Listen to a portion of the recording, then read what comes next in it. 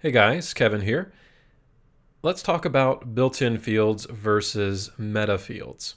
Now, when we talk about built-in fields, we're talking about the fields that are included in the WP Posts table. Those fields coincide with, for example, the title field here and the WP content editor here. And if I jump over to the database, we'll see what I mean. Now, typically in a WordPress install, you'll have these base tables set up. Unless you're using a multi-site, it might look somewhat different.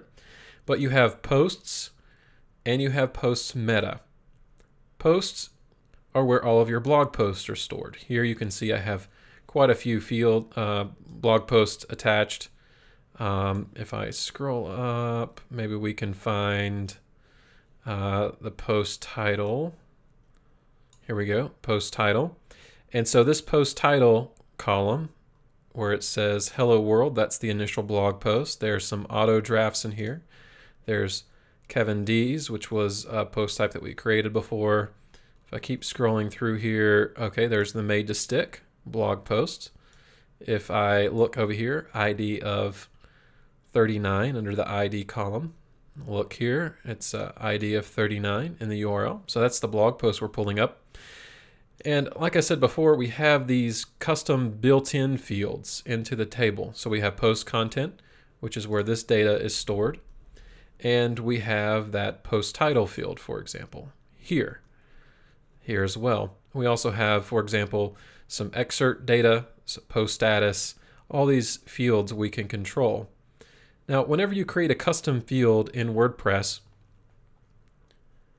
it will typically get stored inside of this WP Post meta table. So if I look over here, we'll see that a post ID of 39, which was what we were just looking at, has a book art and an ISBN number, custom field, of 18 for that artwork, media ID, and then the ISBN number that we had put in previously.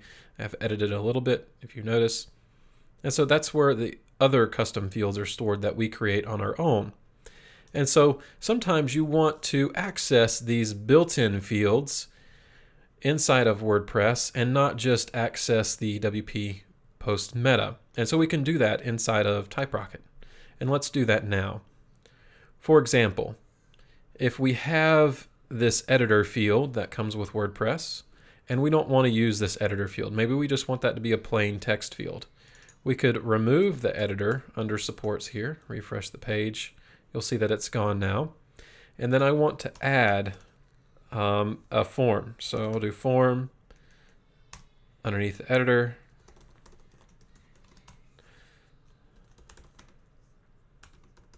Create a form here. And then I want to echo out a form field. I want it to be text. And then I want it to be for our editor. Oop. So I'll refresh the page here, and then I'll have an editor field. Maybe I want it to actually be a text area. Refresh the page here. Okay, so I have a text editor here, and it's connected to editor. Now this editor data is going to be saved to the WP Post meta table. It's a mouthful. But what we really want to do is save that data and pull the data from this post content section. So how do we do that? Well, it's this simple. We just have to name our field by the name of the column within that table. That's just a very full way of saying use this name, post underscore content.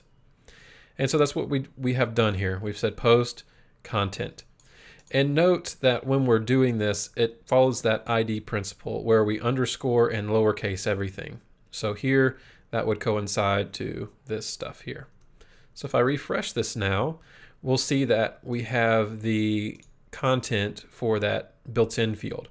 And if we look at debug mode, we'll even see a little table icon. And that represents the fact that this particular field is connected to the built-in fields. And we can do this for all the fields. So let's say we don't want the title field anymore. Maybe we want that to be part of the custom fields here. Refresh this, and now I have made to stick. Also, if I didn't like the label on this, I could set the label, and maybe I want this just to be title, or even better, book title.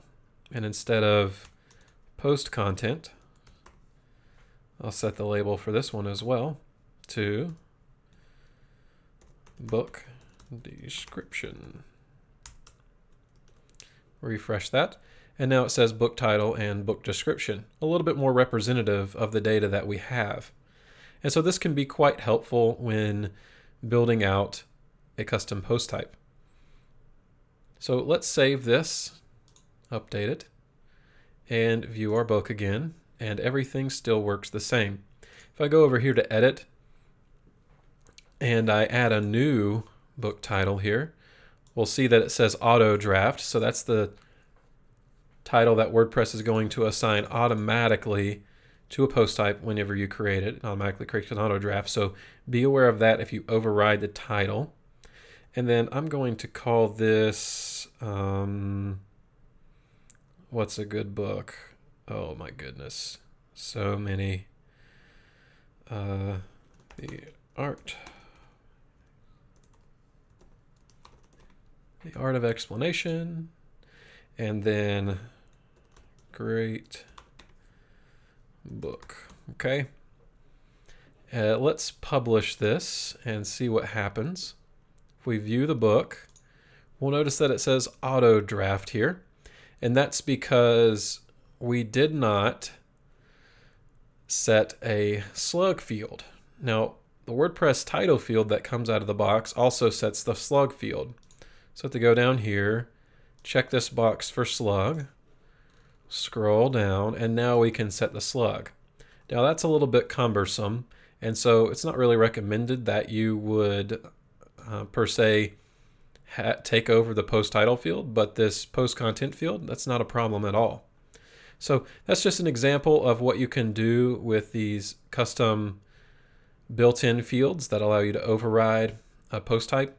And in a future video, we may explain this a little bit more just as we go through some examples, some kind of scenarios, but this is essentially how you work with built-in fields inside of TypeRocket for post types.